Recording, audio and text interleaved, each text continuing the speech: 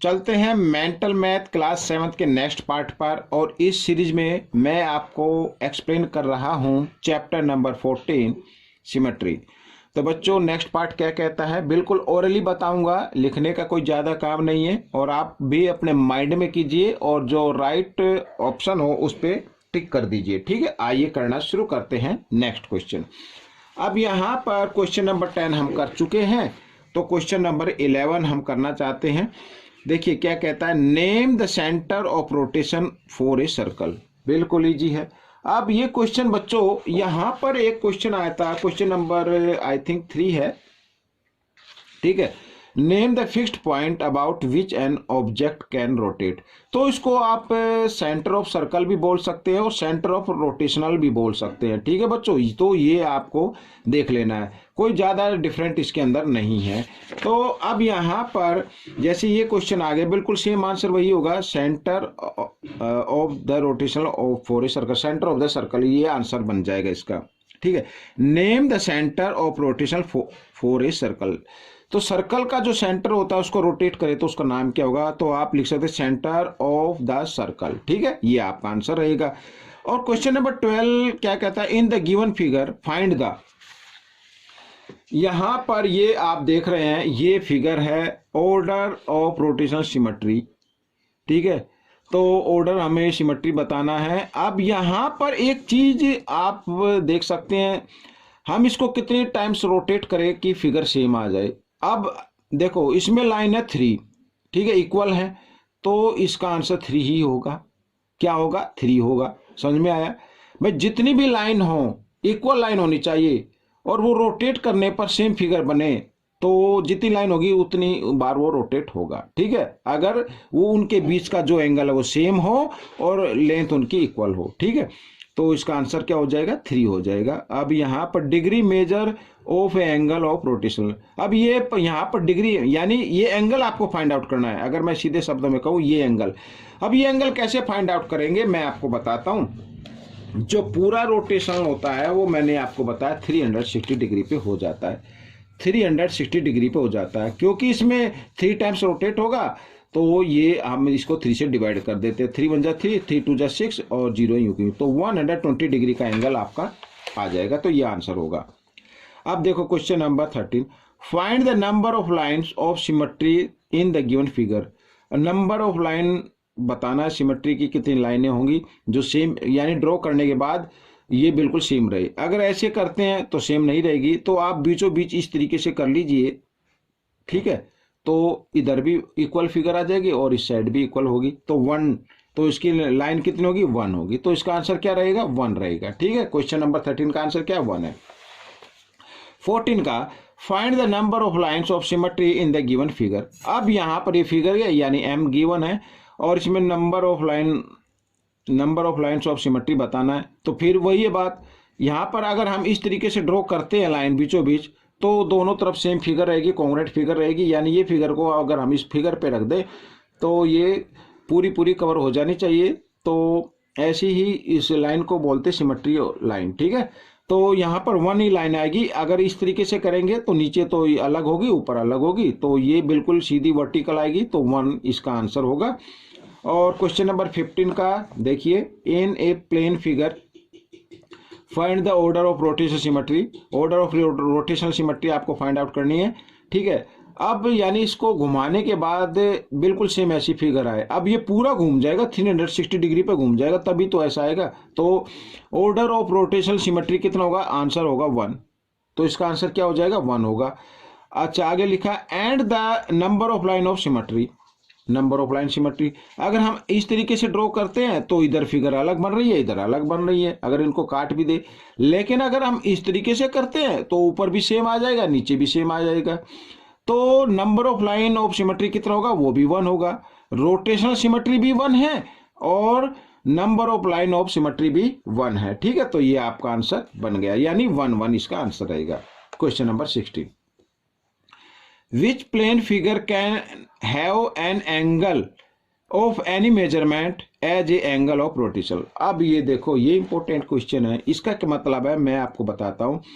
यानी कि कौन सी प्लेन फिगर ऐसी है जिसमें लिखा है figure can have an angle of any measurement, यानी as a angle of rotation, अगर उसको किसी भी एंगल पर घुमाए तो वो सेम नजर आए, ठीक है, कहने का मतलब ये है।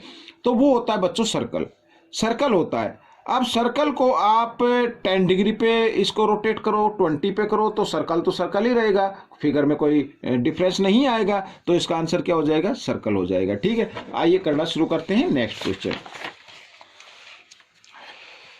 तो अगर आप चाहते हैं डिटेल से तो आप मुझे कमेंट्स कीजिए, तो फिर इसकी डिटेल से बनाऊंगा, क्योंकि मेंटल मैथ है तो इसलिए ओरली मैं आपको बता रहा हूं और आपको भी माइंड में ही समझना है। देखो question number 17, What is the relation between order of symmetry, order of rotational symmetry and angle of rotational? तो रिलेशन आपको बताना है, तो मैं आपको बताता हूं। देखो कुछ भी आपको इसमें फाइंड आउट करना हो तो सबसे पहले मैं ये लिख लेता हूं ऑर्डर ऑफ रोटेशनल यहां पर। तो order of rotational,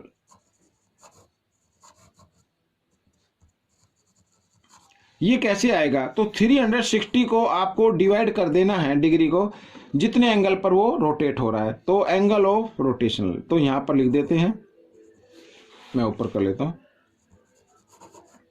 angle of rotation. ठीक है, ये आपका आंसर बन गया। तो यही रिलेशन है इसका। अब देखो क्वेश्चन नंबर 18, ये आपके सामने आ गया। How many line of symmetry, symmetry line बतानी है इस फिगर के अंदर। अब अगर ये इक्विलेटरल ट्रायंगल आपको नजर आ रहा है, ठीक है, इक्विलेटरल ट्रायंगल नजर आ रहा है, तो अब घुमाने के बाद बिल्कुल सेम ये रहे, बिल्कुल सेम ऐसी फिगर आए, तो ये देखो यहां पर इसकी बन जाएगी बच्चों कितनी, इसका बन जाएगा 3 बन जाएगा बच्चों यहां पर। ठीक है, यहां पर अच्छा ये देख रहे हैं ऊपर, ये जो ऊपर छोटा सा ट्रायंगल दिया हुआ ना इसके ऊपर, आप घुमाने के बाद तो बच्चों ये तो 1 टाइम्स ही घूमेगा तभी आएगा ये बिल्कुल सेम। ठीक है, हम इसको घुमा देंगे लेकिन ऊपर बाकी तो सेम आएगा, लेकिन ऊपर ये जो छोटा सा ट्रायंगल आप देख रहे हैं ना, इधर ये देख रहे हैं ये डार्क ब्लैक में और इधर ये देख रहे हैं, तो ये तो डिफरेंट हो जाएगा ना। तो इसका तो आंसर आई थिंक 1 इसका आंसर होना चाहिए। अगर 1 है तो उस पर आप क्लिक कर दीजिए। ठीक है, तो ये आंसर आपका हो गया। Question number 19, if the angle of rotation of figure is 22 degree, ठीक है, किसी भी कोई भी फिगर है उसको रोटेट करते हैं तो उसका 1 यानी 1 टाइम्स घुमाने पर 22 डिग्री पे हो जाता है, then what is the number of line of symmetry, number of line of symmetry आपको बताना है। अब देखो हम उसको फाइंड आउट कर सकते हैं, 360 को इसको 22 से डिवाइड कर दो, अगर होता है तो हो जाएगा, नहीं होता तो नहीं होगा। ठीक है, अब हम देख रहे हैं कि ये डिवाइड 2 से करते हैं, 2 1 जा 2, 2 1 जा 2, यहाँ पर 2 1 जा 2, 2 2 8 जा 16 और 0 यूं की यूं, आगे तो ये होगा नहीं, तो ये कंप्लीट होगा, तो इसका आंसर 0 आएगा बच्चों।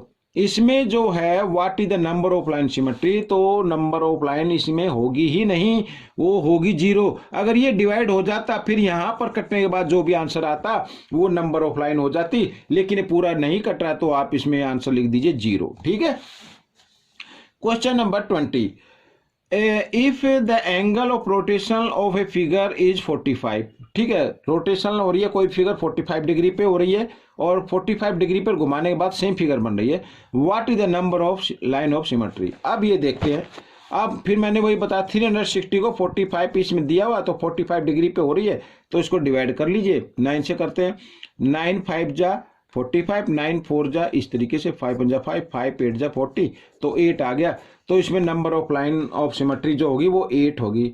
ठीक है, 8 लाइन इसमें बन जाएंगी, तो बच्चों ये आपका आंसर बनेगा। ठीक है, तो बिल्कुल इसी तरीके से आपको करना है।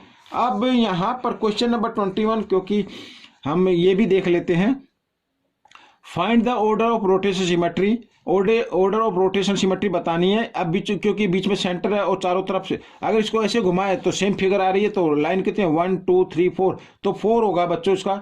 ठीक है, 4 टाइम्स इसको आप इसको रोटेट कर सकते हैं, और आगे लिखा and angle of rotational symmetry, और एंगल भी आपको फाइंड आउट करना है, एंगल भी क्या करना, फाइंड आउट करना है। तो ये एंगल यहाँ पर बीच का एंगल ये कितने डिग्री का आ रहा है ये भी आपको फाइंड आउट करना है। और करने के लिए बच्चों ये बिल्कुल इजी है, 360 को कितने टाइम्स रोटेट हो रहा है, 4 टाइम्स हो रहा है, तो 4 से इसको डिवाइड कर दीजिए, 4 9 जा 36, 0 यू क्यों, तो 90 डिग्री, ये आपका 90 डिग्री पर एंगल, यानी 90 डिग्री पर ये रोटेशन हो रहा है। ठीक है, तो बच्चों ये आपका आंसर हो गया।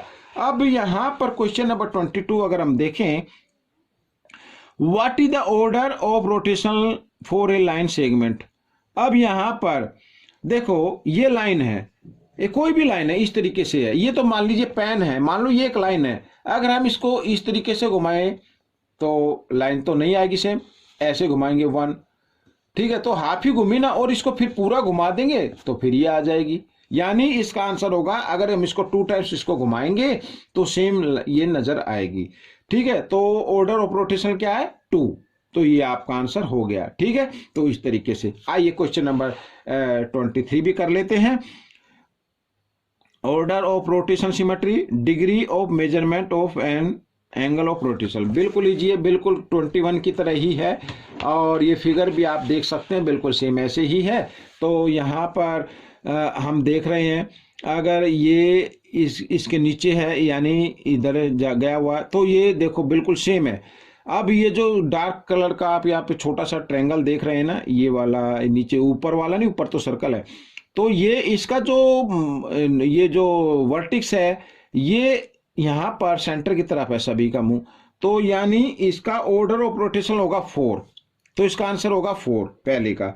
अब डिग्री आपको बताना कितने एंगल पर ये रोटेट कर रहा है, तो यहाँ पर ये यहाँ से जाके जब इधर आएगा तो 90 डिग्री का हो जाएगा, अगर ना आए तो फिर बिल्कुल ऐसे ही कर लेना 360 को, क्योंकि ये 4 टाइम्स रोटेट हो रहा है तो 4 से इसको डिवाइड कर देना, 90 डिग्री आपका आंसर आ जाएगा। ठीक है ना, इस तरीके से।